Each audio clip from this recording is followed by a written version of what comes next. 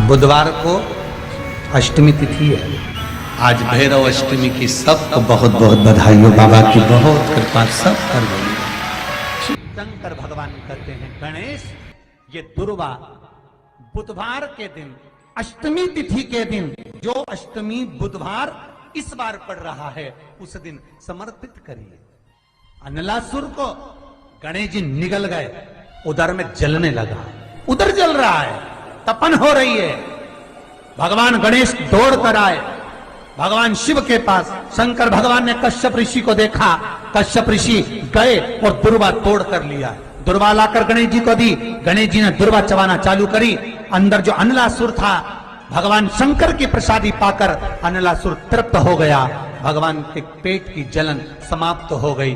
गणेश जी महाराज ने कश्यप ऋषि से कहा, सुनो कश्यप बाबा, आपने मुझे दुर्वा समर्पित करी है। ये दुर्वा जो मुझे देगा वो वैभव प्राप्त करेगा। जो दुर्वा मुझे समर्पित करेगा उसके जीवन में रोग दूर हटेगा। शंकर भगवान कहते हैं गणेश, ये दुर्वा बुधवार के दिन अष्टमी तिथि के दिन, जो अष्टमी बुधवार इस बार पड़ रहा है, उस दिन समर्पित करिए। इस दुर्वा का अलग अलग महत्व है। कुएं के पास की सफेद दुर्वा, यदि 41 दुर्वा प्रत्येक बुधवार को गांठ लगाकर गणेश जी को समर्पित कर कर वापिस उठाकर उस दुर्वा को खाली पेट, आपके घर में भी गणेश जी होंगे, उनको समर्पित करो। खाली पेट इस दुर्वा को केवल चबा चबा कर खा लो और आधे घंटे बाद पानी को पी लो। बुधवार की बुधवार 5 बुधवार करना, गणेश जी को चढ़ाना। सफेद दुर्वा को गणेश जी को समर्पित कर कर चबा चबा कर खाना। उदर की प्रॉब्लम, जो भी मसा आदि की प्रॉब्लम होती है, उदर से जुड़ी हुई होती है, जिस चीज से जुड़ी होगी, पेट की जितनी प्रॉब्लम होगी, आपको जितनी भी प्रॉब्लम होगी, वो सारी 5 बुधवार करना। छठे बुधवार को जरूरत ही नहीं पड़ेगी। बुधवार के दिन अष्टमी तिथि पड़ रही है, दुर्वाष्टमी, गौरी अष्टमी बुधवार के दिन पड़ रही है। भोलेनाथ तुम्हारी नहीं सुन रहा है तो 1 लोटा जल, 1 दुर्वा और 1 बेलपत्र, ये 3 चीजें लेकर।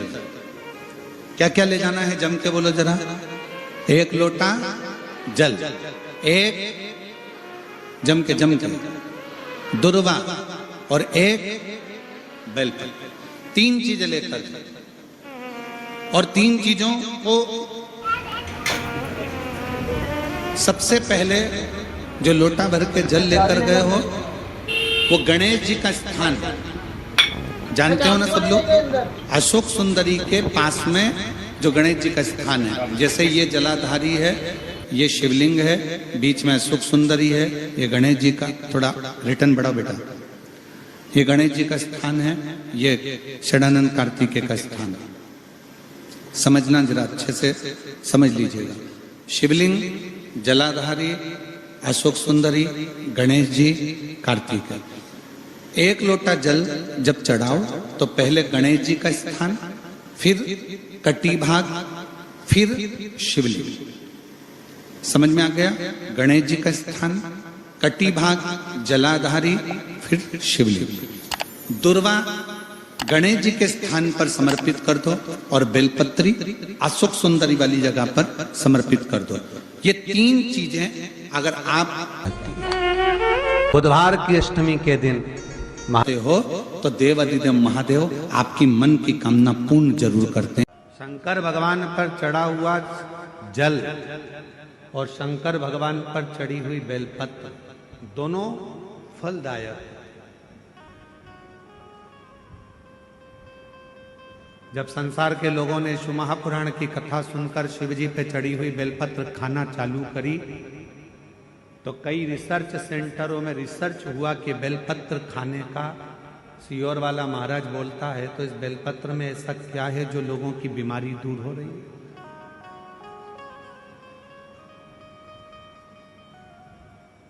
इस बेलपत्र में ऐसा क्या है कि लोगों की शुगर ठीक हो रही है, हार्ट के मरीजों का हार्ट ठीक हो रहा है। इस बेलपत्र में ऐसा है क्या? जब शिव महापुराण की कथा लोगों ने सुनना चालू करा और शंकर भगवान पे चढ़ा हुआ जल और बेलपत्र खाना चालू करा, तो संपूर्ण रिसर्च सेंटरों में, बड़े बड़े रिसर्च सेंटरों में रिसर्च प्रारंभ हुआ कि बेलपत्र में ऐसा होता क्या। महाराज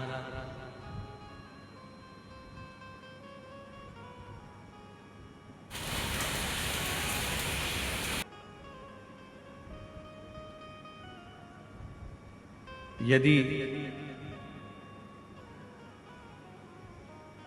प्रतिदिन एक पत्र है, अच्छा है,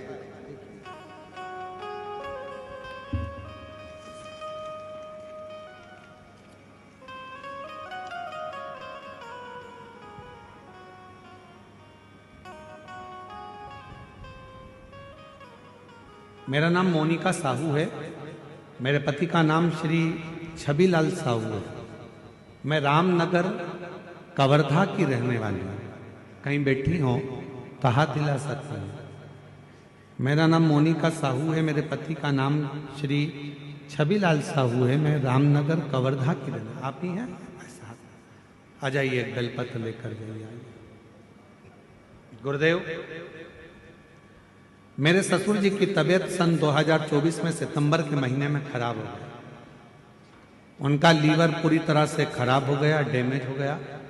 डॉक्टर साहब ने उनका लीवर जब बताया कि पूरा डैमेज हो चुका है, खराब हो चुका है, तो बचने की कोई उम्मीद नहीं है, उनका बचना मुश्किल है।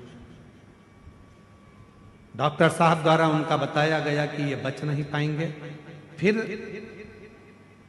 मुझे किसी ने बताया कि शंकर जी पे चढ़ा हुआ बेलपत्र और शिव जी पे चढ़ा हुआ जल, ये दोनों अगर दिया जाए तो आराम लग सकता। हम उसी समय शिव जी के मंदिर जाना प्रारंभ कर दिए।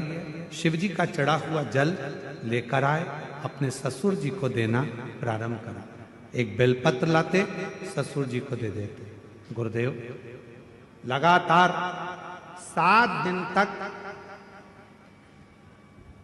जब लीवर खराब हो चुका था तो 7 दिन हॉस्पिटल में रहे और डॉक्टर ने मना कर दिया था कि ये रहेंगे नहीं, बच नहीं पाएंगे। पर हम कभी शिव मंदिर नहीं जाते थे, पर 7 दिन लगातार शंकर जी के मंदिर में जाकर बेलपत्र लाकर अपने ससुर को देते, जल चढ़ाते। 7 दिन पूरे हुए।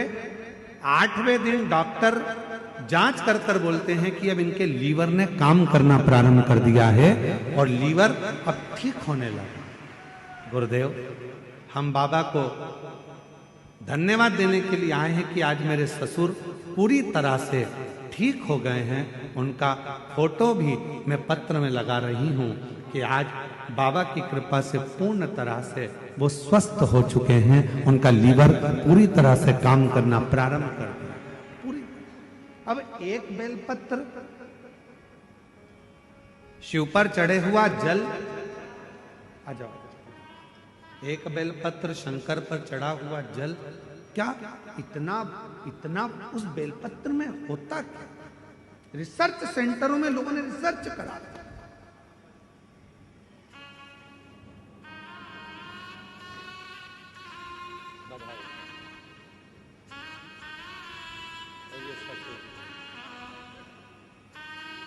आप ठीक है?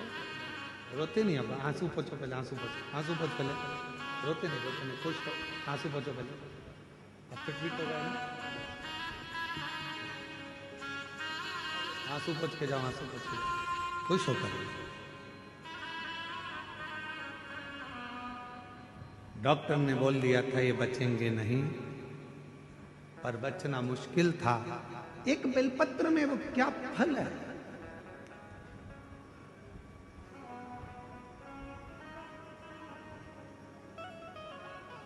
एक रिसर्च में निकला कि सियोर वाला महाराज कहता है कि एक बेलपत्र शंकर जी पे चढ़ी हुई खाओ, शिव जी पे चढ़ा हुआ जल पियो, उसका आखिर लोगों की स्वास्थ्य में कैसे लाभान्वित हो रहा। तब निकला एक एंटी ऑक्सीडेंट उस बेलपत्र के अंतर्गत होता है जो बीमारी को दूर भगा देता, रोग दूर भगा देता। हम तो यहां तक कहेंगे, अगर कोई व्यक्ति को पेट की प्रॉब्लम हो, डॉक्टर को दिखा रहे हो, एसिडिटी से जुड़ी हुई प्रॉब्लम हो, कब्ज की हो, या कोई पेट से जुड़ा हुआ कोई भी प्रॉब्लम हो, बेलपत्र में भरपूर मात्रा में फाइबर होता है। बेलपत्र में भरपूर मात्रा में फाइबर होता है। अगर शिवजी पर चढ़ी हुई एक बेलपत्र यदि अवधूतेश्वर महादेव का नाम लेकर प्रतिदिन अगर खाया जाए, कब्ज हो, पेट का प्रॉब्लम हो, या अन्य गैस का, आपाच का, एसिडिटी का कुछ भी प्रॉब्लम हो, यदि अवधूतेश्वर महादेव का नाम लेकर एक बेलपत्र सुबह सुबह शिवजी पे चढ़ा खाना प्रारंभ कर दो, 15 दिन में मालूम पड़ जाएगा कि आपको एसिडिटी हो ही नहीं सकती, कब्ज का प्रॉब्लम हो ही नहीं सकती, गैस का प्रॉब्लम हो ही नहीं सकती। एक बेलपत्र, क्योंकि बेलपत्र के एक पत्ते में भी फाइबर की मात्रा बहुत ज्यादा मात्रा में होती है, भरपूर मात्रा में फाइबर बेलपत्र में होता है। क्या है बेलपत्र?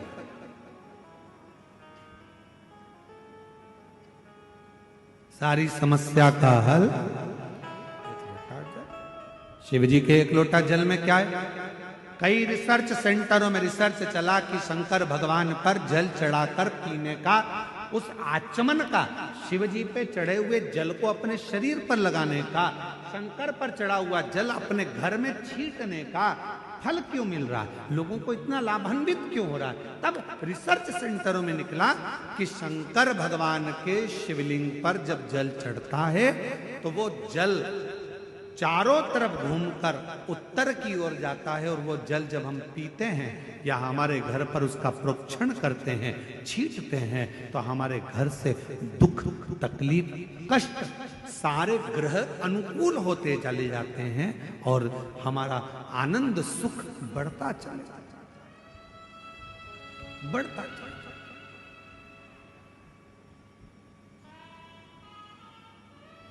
महाराज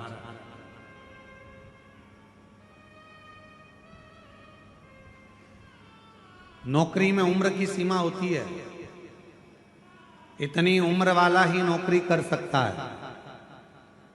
परीक्षा में समय की सीमा होती है कि इतने समय में ये एग्जाम क्लियर करना है, इतने समय में पेपर देना है। नौकरी में उम्र की सीमा होती है, परीक्षा में समय की सीमा होती है।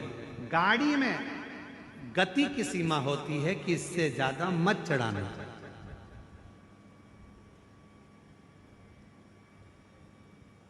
ज्यादा तेज चलाओगे तो ऊपर निकल जाओगे।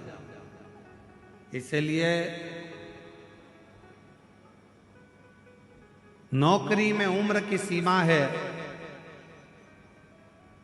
महाराज परीक्षा में समय की सीमा है, गाड़ी में गति की सीमा है, पर मेरे शंकर भगवान की अविरल भक्ति की कोई सीमा नहीं है, शिव की करुणा की कोई सीमा नहीं है, शिव की दया की कोई सीमा।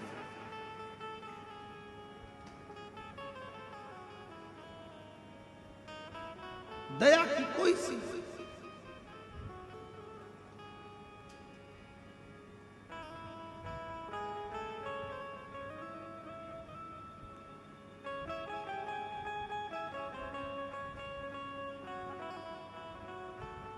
देवराज ब्राह्मण के ऊपर भी मेरे शिव ने कृपा की।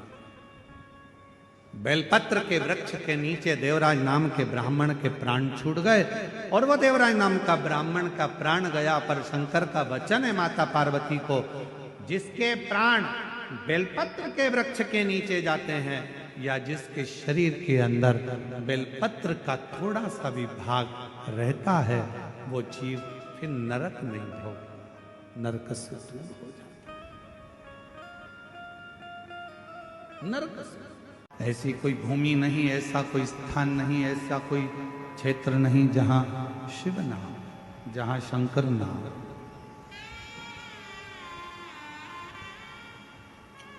जहां परमात्मा ना हो। पार्वती जी देख रही हैं कि वो गंगा जी की पानी की जो लहरें थी वो उछल रही हैं, थोड़ी देर उछलती हैं, थोड़ी देर में शांत हो जाती हैं, फिर उछलती हैं, फिर शांत हो जाती हैं। वो गंगा की लहरें बार बार उछल रही हैं और बार बार शांत हो रही हैं। संसार में जितने मनुष्य, इस मृत्यु लोक में जितने मनुष्य जन्म लेते हैं, उस मृत्यु लोक में जितने मनुष्य इस भूमंडल पर इस मृत्यु लोक में जन्म लेते हैं, ऐसा कोई मानव नहीं है जिसके भीतर बहुत सारी उमंगें उत्पन्न नहीं होती।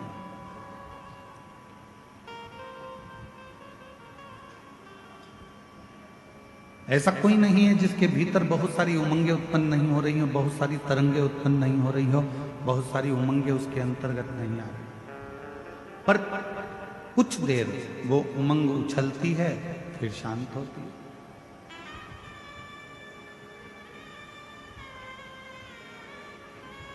जब माता पार्वती जी बैठी रहीं, कुछ देर बाद बाबा देव अधिदेव महादेव भगवान शंकर पार्वती जी से मिलने के लिए आए।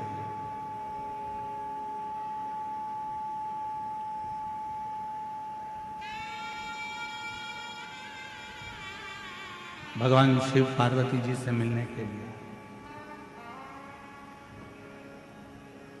शंकर भगवान भी बैठ गए गंगा जी के घाट पर। पार्वती जी ने शिव जी को नमन किया, पूछा, इस संसार में जितने रिश्ते, जितने नाते, जितने कुटुंब, जितने कबीले, जितने मित्र, जितने दोस्त, जितना परिवार, ये सब मिलता है, क्या हमारे पूर्व के कर्म के अनुकूल मिलता है?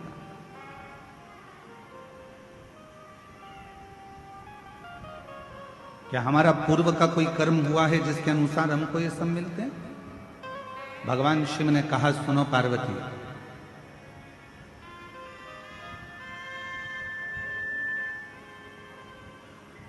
हमारे जीवन में जो भी मिलता है वो 3 कारण से मिलता है।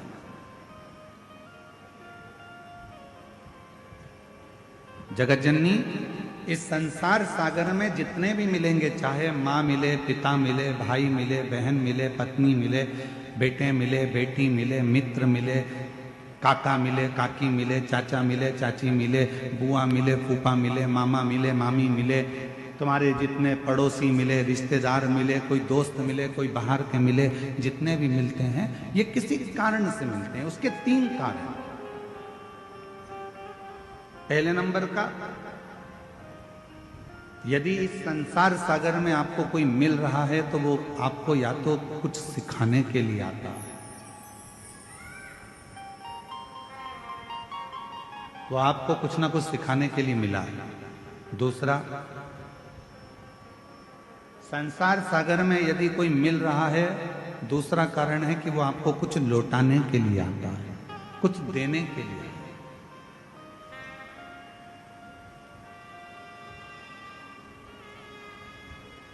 और तीसरा नंबर है, अगर इस संसार सागर में अगर कोई व्यक्ति मिलता है या फिर वो अपने कर्म के अनुसार हमारे पास जो है हमसे ले जाने के लिए आता है,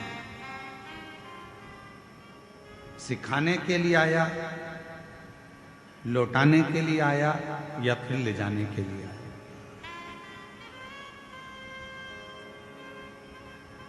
कोई व्यक्ति आपसे मिला, आप उससे कुछ सीख सकते हो तो सीख लो।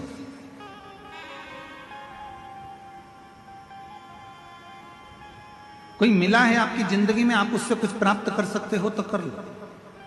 वो आपको देने के लिए आया है, कोई ज्ञान देगा, कोई विद्वत्ता देगा, कोई आपको कुछ समझाएगा, कुछ बताएगा, कुछ दे रहा है, वो लौटाने के लिए आया है तो लौटा कर जाएगा। कोई सिखाने के लिए आया है तो सिखा कर जाएगा।